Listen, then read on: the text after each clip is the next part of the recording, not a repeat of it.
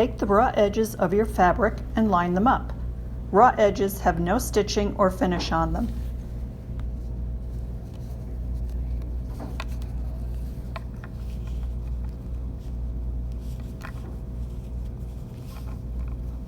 Put the pins in the fabric about 2 to 3 inches apart, either perpendicular or parallel to the raw edge.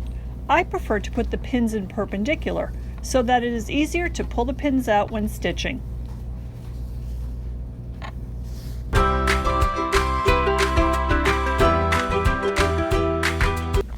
Thread your machine and make sure the bobbin thread and spool thread are pulled under the presser foot and towards the back.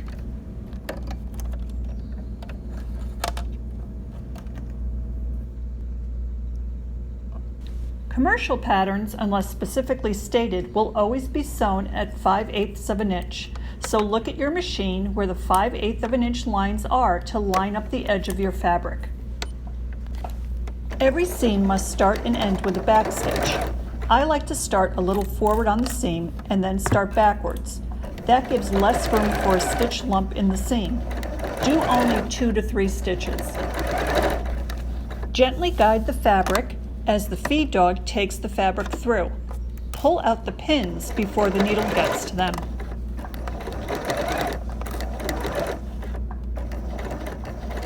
When you get to the end, backstitch again.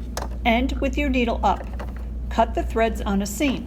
It is a good habit to get into so that you don't have to waste time when your garment is finished.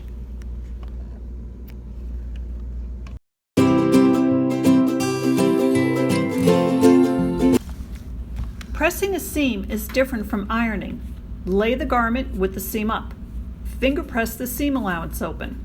Use the tip of the iron to press lightly on the seam. Don't iron back and forth. Press.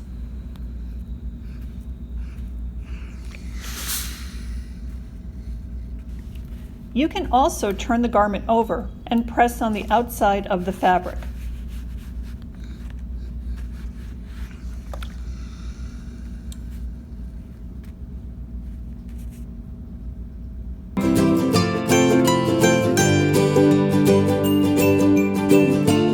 Congratulations! If your seam was done correctly, you should have a 5/8 of an inch seam allowance on both sides of your stitching.